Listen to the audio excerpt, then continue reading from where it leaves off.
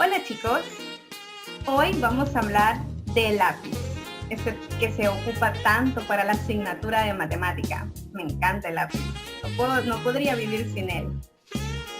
Paulo Coelho escribió una historia sobre el lápiz que en alguna parte menciona 5 cualidades que este tiene que son muy importantes que nosotros las tomemos en cuenta para nuestro diario vivir. Menciona que dentro de estas cualidades está que podemos hacer grandes cosas, pero no olvides nunca que existe una mano que te guía. Al lápiz lo guía una mano, ¿verdad? Entonces, esa mano la llamaremos para nosotros Dios, porque Él siempre te conducirá en dirección a su voluntad. Esta es una de las cualidades que menciona Paulo Coelho. Otra de las cualidades que tiene el lápiz y que nosotros podemos aplicar para nuestra vida es que de vez en cuando necesitas dejar de lo que estamos escribiendo y usar el sacapuntas. Eso hace que el lápiz sufra un poco, pero al final estará más afilado. Entonces, aquí es donde podemos ver lo de las adversidades de la vida y podemos, a partir de la percepción y de la resiliencia, pues adaptarnos. Es importante ser capaz de soportar algunos dolores para que nosotros podamos ser mejores personas. A través de la resiliencia podemos adquirir eso. Veamos la tercera cualidad de este lápiz que es tan importante. El lápiz siempre permite que usemos una goma para borrar aquello que está mal. O sea, es importante que nos equivoquemos, pero sobre todo es importante que corrijamos nuestros errores. Debemos entender que corregir algo que hemos hecho no es necesariamente algo malo, sino algo importante para mantenernos en el camino de la justicia. Otra cualidad que nosotros podemos mencionar de nuestro lápiz, que lo podemos llevar a nuestra vida interior, es que lo que realmente importa en el lápiz no es la madera ni su forma exterior, sino el grafito que hay dentro, eso que nosotros llevamos dentro. Debemos de cuidarlo, lo que está en nuestro interior, porque es lo más importante.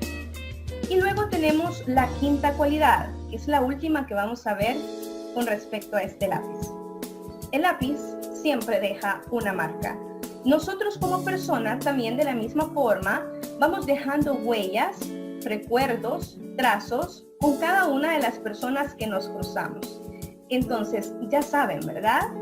Debemos de estar conscientes de cada una de las acciones que nosotros realizamos.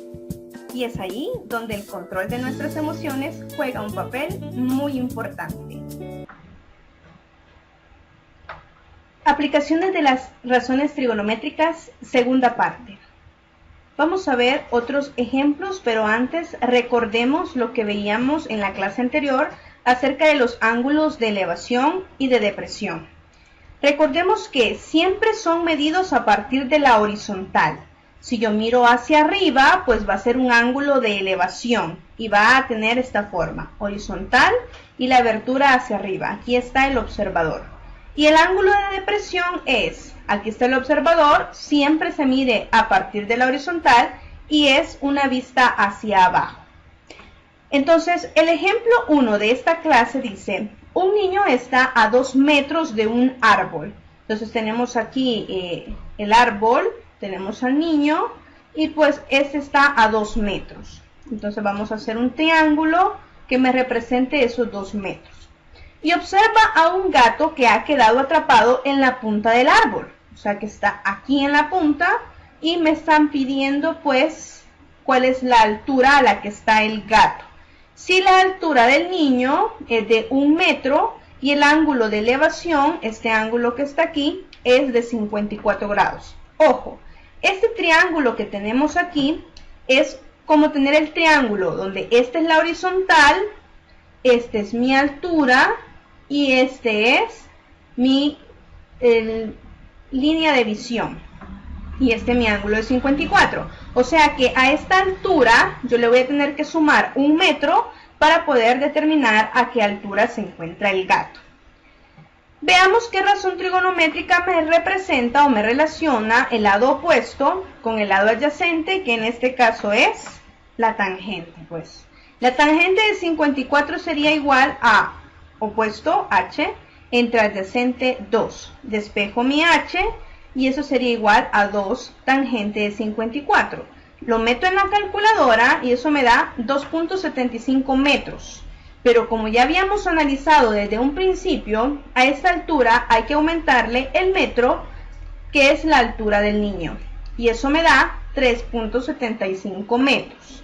Esta es la altura a la cual se encuentra el gato. Veamos el ejemplo número 2. Tenemos un faro que tiene 75 pies de altura. Y desde la punta de este se observa un bote, de modo que el coseno del ángulo de depresión es de 4/5. ¿Qué tan lejos está el bote del faro? Y me dan un dibujo. Aquí están los 75 pies, que es la altura del faro, mi línea horizontal, mi línea de visión, porque estoy viendo a este bote, y pues aquí tengo mi ángulo de depresión. Entonces, yo puedo, a partir del dato que me dan, que es el coseno del ángulo, que es igual a 4/5, despejar y obtener cuál es el ángulo de depresión, que entonces en este caso sería 36.87 grados.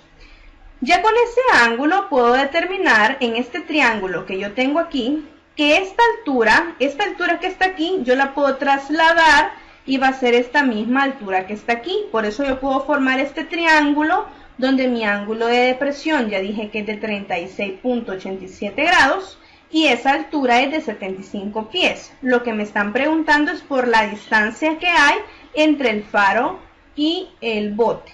El bote, ¿a qué distancia está del faro? O sea, me piden esta línea de las X, esta distancia X. Entonces yo voy a plantear lado opuesto, adyacente, la tangente de 36.87 grados es igual a 75 sobre X. Y despejando a X, pues pasa este a multiplicar, pasa este a dividir, meto esto en la calculadora y aproximadamente me da muy cercano a los 100 pies, porque pies era la unidad que me daban de la altura del faro, entonces pies es la unidad que voy a obtener yo al resolver el problema. Veamos ahora el ejemplo número 3. Dice, una persona que mide 1.5 metros se encuentra en un muelle que sobresale 3.5 metros por encima del mar. La persona observa un bote con un ángulo de depresión de 10 grados. ¿A qué distancia está el bote del muelle? Entonces, aquí hemos hecho un dibujito. Aquí está la persona, el muelle sobresale 3.5 metros del nivel del agua y la persona pues tiene una altura de 1.5 metros. Esto solo es representativo, ¿verdad? Tengo la línea horizontal, mi línea de visión, tengo un ángulo de depresión de 10 grados y pues si yo sumo estas dos alturas, 3.5 más 1.5, eso me va a determinar que la altura de este triángulo es de 5 metros. Entonces yo tengo un triángulo donde su opuesto es 5, el adyacente es X, por ende voy a sacar la tangente de 10, es 5 sobre X. Despejo a X, este pasa a multiplicar, este pasa a dividir, y entonces meto en la calculadora eso y me va a dar que son 28.36 metros la distancia que tiene el bote con respecto al muelle, que es esta distancia de aquí, que es esta misma, el bote al muelle. Estas dos líneas son iguales. Veamos el ejemplo número 4. Un piloto desde un punto determinado observa el punto donde inicia una isla. Yo aquí tengo la isla que empieza aquí y lo observa con un ángulo de depresión de 80 grados a partir de la horizontal bajo 80 grados. Y luego, siempre desde ese mismo punto, observa dónde finaliza la isla y lo hace con un ángulo de depresión a partir de la horizontal bajo 20 grados. Y entonces me preguntan cuál es la longitud de la isla. Entonces yo podría, como esta es la altura a la que tiene el piloto, que es de 1600 metros, yo aquí podría esta línea trasladarla para acá y formar dos triángulos. El primer triángulo me quedaría la distancia de la altura que está aquí y mi ángulo de depresión de 80. Y el otro me quedaría la distancia de la altura que está acá y mi ángulo de depresión que es de 20. Entonces, esas alturas miden 1600 para cada uno de los triángulos porque es la altura a la que se encuentra el avión. Ahora bien, lo que va a cambiar es la distancia que hay. Aquí, este cateto va a ser X y para este va a ser Y. O sea, la distancia que hay en Y es desde el avión hasta donde finaliza la isla. Y esta X es desde el avión hasta donde inicia la isla. Quiere decir que la distancia de la isla va a ser la diferencia, la resta de Y menos X. Veamos entonces. Voy a calcular aquí. Opuesto entre adyacente me queda la tangente. La tangente de 80 es igual a 1600 sobre X. Despejo, meto en la calculadora y me da este valor. Ahora, para el otro triángulo yo tendría la tangente de 20 es igual a 1600 entre Y, despejo y lo meto en la calculadora y tendría este valor. Entonces, como ya dijimos que la longitud de la isla sería Y menos X. Y menos X tendría yo que restar este valor menos este valor. Y eso me da lo que es la longitud de la isla. Tenemos un último ejemplo. Dice que un avión está volando a una elevación de 5150 pies, directamente sobre una carretera recta. Aquí tenemos el dibujo. Tenemos aquí el avión, tenemos aquí la carretera y hay dos automovilistas, cada uno en lados opuestos del avión.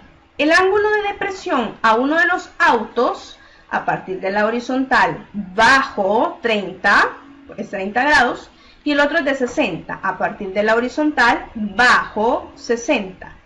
Me preguntan que a qué distancia están los dos automóviles.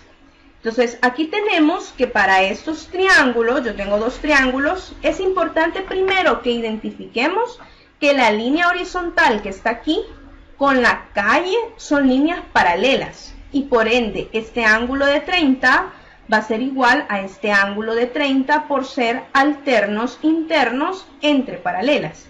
Por eso es que yo aquí a este triángulo le he ubicado un ángulo de 30. En este caso, este ángulo de 60 va a ser igual a este ángulo por ser también ángulos alternos internos entre paralelas. Por eso es que a este triángulo le he colocado un ángulo de 60 grados. Y aquí tenemos que la altura de estos triángulos es de 5150. Lo que no conozco es esta distancia, ni tampoco conozco esta distancia.